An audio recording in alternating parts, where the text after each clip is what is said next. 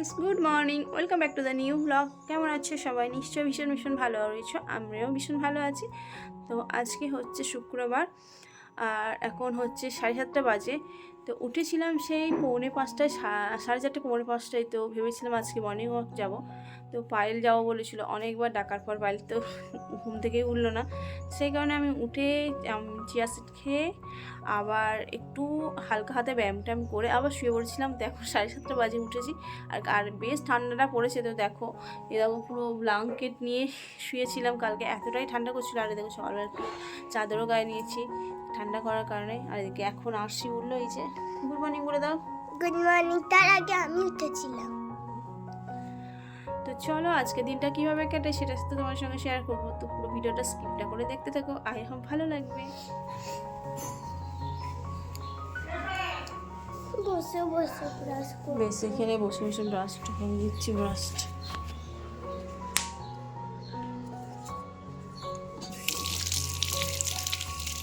তো ফ্রেন্ডস, এখন বাজে 8:30। তো সেই কারণে আমি আগে ব্রেকফাস্টের জন্য ভাতটা বসিয়ে দিলাম, না হলে তো দেরি হয়ে যাবে। আর এদিকে আমি একদিকে চা বসিয়ে দিয়েছি, আজকে যেহেতু উঠতে লেট হয়েছে তো দুটো কাজ একসাথেই করে নিলাম।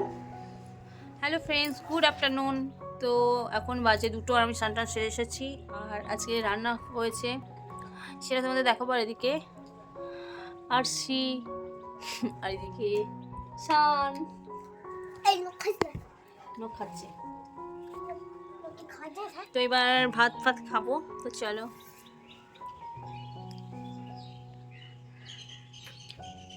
তো আজকে রান্না করেছি ভাত, আলু ভাতে দিয়েছি আর কাঁচকলা ভাতে দিয়েছি। আর এই হচ্ছে ভেন্ডি ঝাল, ঢেঁড়সের ঝাল আর কুলের টক। আর এখানে হচ্ছে উচ্ছে আলু ভাজা আর বাঁধাকপির তরকারি। আর এখানে হয়েছে পেঁয়াজ মসুরি, ব্যাস এইটুকুই। আর হবে এখনও পোস্তর বড়া। তো চলো আজকের মতো রান্না এই পর্যন্তই। তো লাঞ্চ করা কমপ্লিট হয়ে গেছে। আর আমার চুলটা যেহেতু ভেজা, তো গ্রিলে রোদ আসে বেশ, তো গ্রিলে বসে বসে চুল শুকাচ্ছি। আর তার সাথে সাথে আমি একটু ডায়েটের জন্য টক দই খেয়ে নিচ্ছি। দেখতেই পাচ্ছ টক দই আমার একদমই পছন্দ নয়, বাট কী করবো, খুব কষ্ট করে খেতে হয় টক দইটা। ওই জন্য ভাতের সাথে না খেয়ে আমি আলাদা করেই খাই।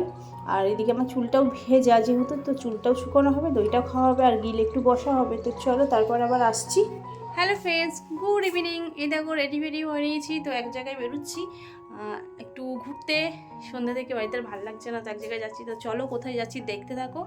আর কালকে আছে শিবরাত্রি, তো তার জন্য কিছু কেনাকাটাও আছে, সেটাও করবো আর একটু ঘুরে আসাও হবে। তো চলো দেখতে থাকো।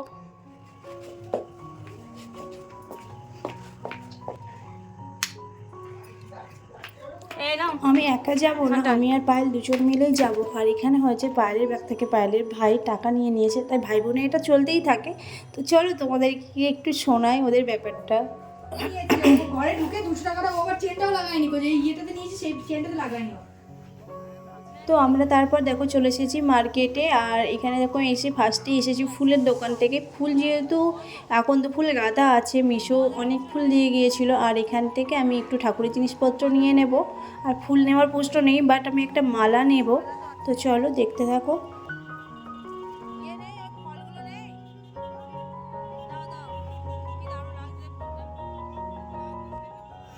কিন্তু ফুটতে হচ্ছে দেখো, এই যে এই ফুলটা কি বলে? এটা কি ফুল?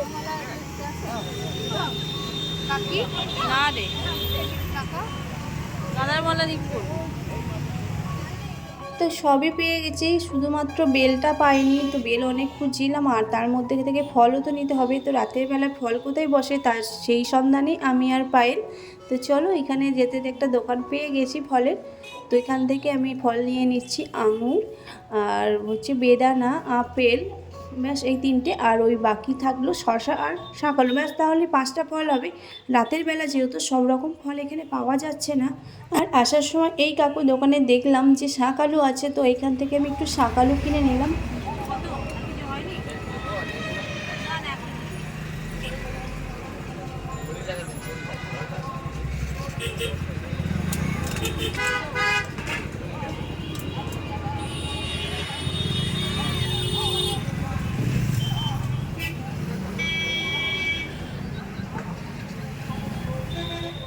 তো তো তারপরে এখানে একটা মন্দির আছে, সেখানে শিব পুজো হচ্ছে। তো আমি ভাবলাম আমি আর প্যাল দুজনে একটু দেখে আসি মন্দিরটা। তো গিয়ে দেখছি কতজন মানুষ শুধু সাদা ড্রেস পরে রয়েছে, তো সেই জন্য একটু কেমন লাগলো বলে পালিয়ে আসছি। আর তারপরে দেখো সবজির দোকানে পেয়ে গেছি শশাগুলো মোটেও আজকে ভালো ছিল না, জাস্ট 3টে অনেক বেছে বেছে নিয়ে এলাম। আর এখানে নিয়ে নিলাম বাড়িতে, যেহেতু আজকে ঘুগনি করবো, তো আদা রসুনটা শেষ হয়ে গেছিলো, তো আদা রসুন একটু নিয়ে নিলাম, যেটা আরশি হাতে করে নিয়ে এসছে। আমি এই ফলের সঙ্গে একদমই নিয়ে আসবো না, তো সেই কারণে।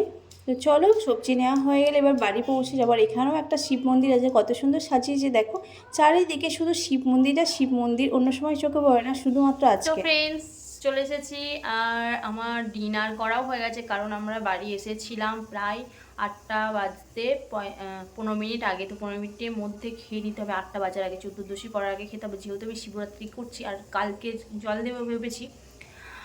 তো সেই কারণে ভেবেছিলাম চতুর্দশী পড়ার আগে খেয়ে নেব।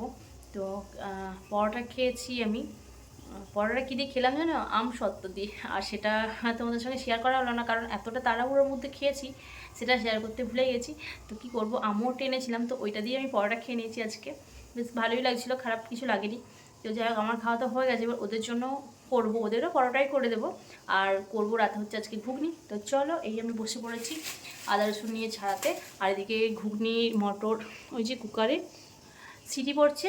তো চলো রান্না কমপ্লিট করে নিলাম। আর আজকে রান্না করেছি ঘুগনি, তোমাদেরকে তো বললামই ঘুগনি করবো, তো ঘুগনি হয়ে গেছে। এই যে আজকে রাতে ডিনারে থাকছে ঘুগনি, আর এই হচ্ছে পরোটা। তো আজকে হচ্ছে ঘুগনি আর পরোটা। আরশি ঘুমিয়ে গেছে, তো চলো আরশির জন্য এই যে নিয়ে যাচ্ছি, বলেছে ঘুমিয়ে গেলেও ডেকে দিতে। তো চলো দেখতে থাকো, আরশিকে ঘুমন্ত অবস্থায় ডেকে খাওয়াবো। আর আরশি দেখো এখানে ঘুমিয়ে পড়েছে, আর ঘুমানোর আগেতেও বলে গেছে যে আমাকে যেন ঘুগনি আর পরোটা হলে ডেকে দেবে।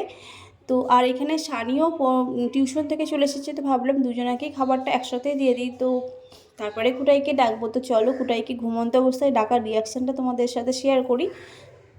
আর বাকি সবার জন্য পরোটা করলাম, একটাই কারণ হচ্ছে ঘুগনি বা আলুরদম হলে সান শুধু বলে লুচি বা পরোটা করে দেবে, তাহলে আমার খুব ভালো লাগে খেতে।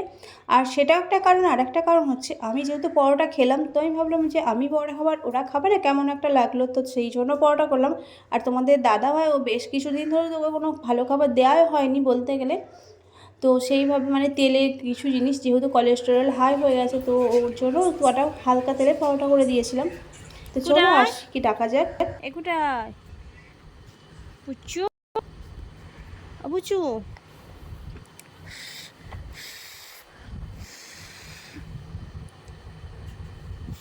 কি ঘুম বাবারে, কি ঘুম গো প্রচুর। দেখি হ্যাঁ, খেয়ে নাও, তুমি তো খাবে বললে, খাবি না তো? ঘুগনি ঘুগনি রে, তুই তো বললি ঘুগনি হয়ে গেলে আমাকে যেন ডাকবে। হ্যাঁ, এবার কি করতাম?